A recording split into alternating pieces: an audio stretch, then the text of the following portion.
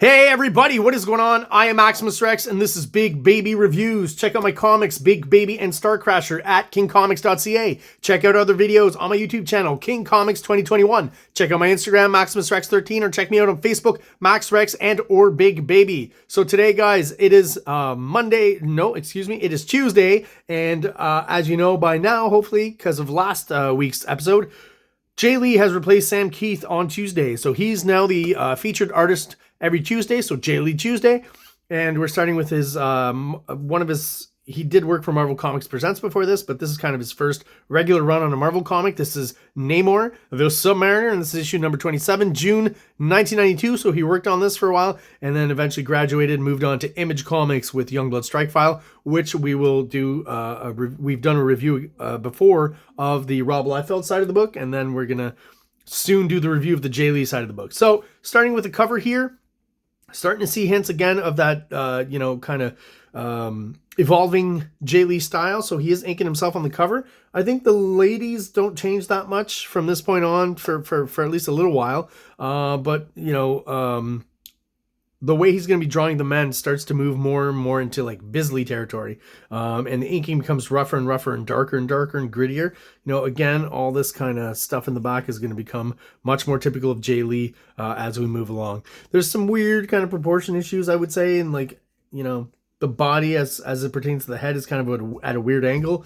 But it is kind of fun and interesting and different here on the cover. And then on the inside, as I'll point out, already fully formed when it comes to just design and composition.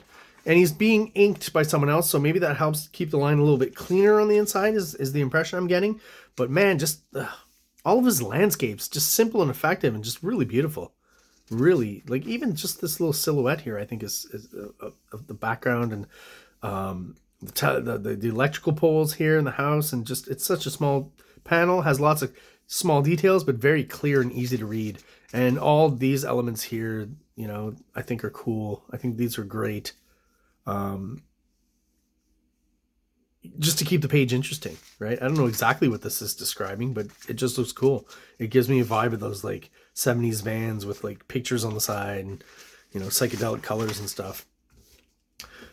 We get an interesting kind of double page splash. It's an interesting concept to kind of just cut into it here, to have to, one, draw probably less stuff, throw in that extra kind of, just silhouette dark panel in the back. Doesn't ruin my enjoyment of the image, but it leaves out a lot of space where you don't have to draw stuff. I think that's probably just the basic idea here.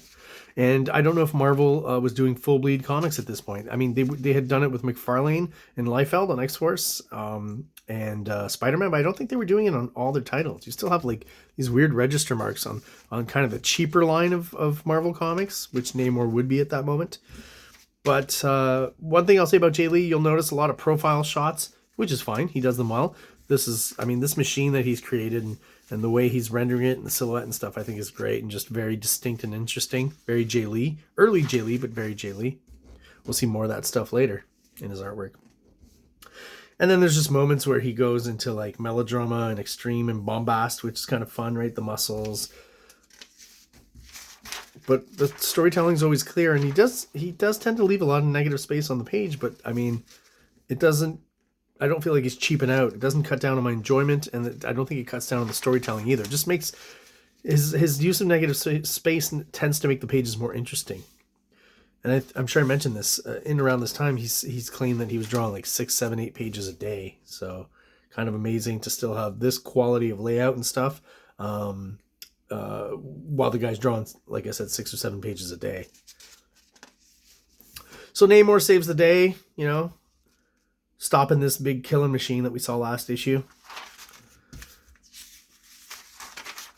So then we've got, again, this is Namorita, I'm pretty sure. No, is it? I'm not quite sure. I've got to say, I'm not reading much of these. I'm not very interested. But I know at some point Namorita gets involved, right? Even this panel here, like I don't know of any other artist who would quite do something like this. The angle, right? The light coming in, reflecting on the wall here, whatever this is, some sort of curtain, just all very no one draws like JAE Lee. It's all very distinctive and particular to his style. And this 3/4 shot, even of women and men kind of tend to be similar sometimes, is just such a JAE Lee staple. Again, lots of profiles. Get a profile here. His design sense is already well developed, right? Basically, he's kind of repeating the shape of the window again and again. Very clever. Even on these pages here, man, like it's just clever, clear design sense. I think what he's implying here is that Namorita is riding this airplane. It's kind of an interesting, I don't know how comfortable she would be at this part of the plane with that swimsuit on. Anyways, you know what I'm getting at, so I won't have to mention it. Again, in this issue, last issue, I talked about how Namor is basically like Savage Namor, right? So he's almost like Wolverine in this storyline. A lot of it does remind me of that. But again, these backgrounds, these environments that he's creating, even just this simple little house and layering it with the trees, silhouettes, the fence, just very clever drawing. And I love this shot here. I just think that's great. And it's, you know, nothing to do with superheroes, just a girl walking through the woods. But the layering of it, the scale, she's tiny, you know, and we get the mounds and the mountain here and the moon, the duo shade. Is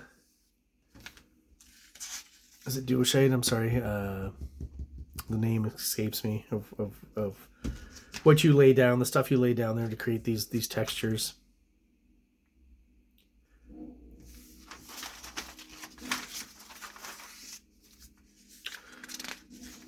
Very kind of angular style, right? But I think that works really well. You know, there's more of it in some drawings, like this one here. Less of it maybe when we get some more organic matter and stuff, but lots of clever silhouettes as well. Just, I think even at this young age, he's just a smart artist.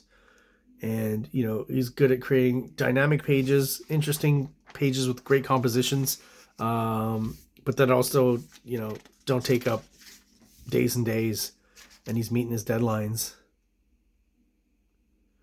So here Namorita finds Namor and starts hugging him, and this might trigger some people. Namor just punches her in the face. Sorry to laugh at that, but you know, it was kind of unexpected for me actually when I was reading this comics. I was like, oh my god, all right. None may touch me without my consent. I mean, an argument can be made here is that I guess he's kind of right. But then, you know, I don't think she consented to getting punched. Listen, you guys out there iron it out there. You debate it.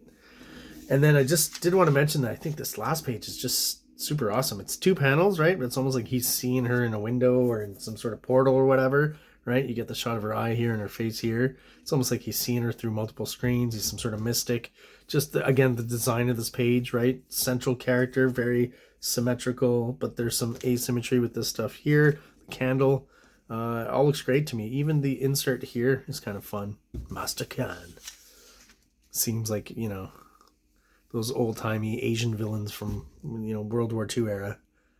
It kind of looks like a Mandarin or any of those, like the Yellow Claw, even though not specifically Asian, was obviously kind of meant to be some sort of Asian bad guy. And there you go, guys. It's my fairly quick review of Namor the Submariner, issue number 27. If you are still watching, thank you so much. And you're subscribed, appreciate your support. If you're watching but you're not subscribed, please do so below. It only takes a second. It really helps the channel out, helps us grow, and helps get us out there to other like-minded people. So everyone out there watching, thank you so much, and have an awesome day. King Comics presents Big Baby, Volume 1, Issues 1 to 13. 204 pages of story and art. King Comics also presents Star Crasher one-shot, 32 pages, cosmic sci-fi surrealist adventure. You can find these fine comics at KingComics.CA, at MaximusRex13 on Instagram, or on Facebook, MaxRex or Big Baby. Like! Subscribe! Like! Subscribe!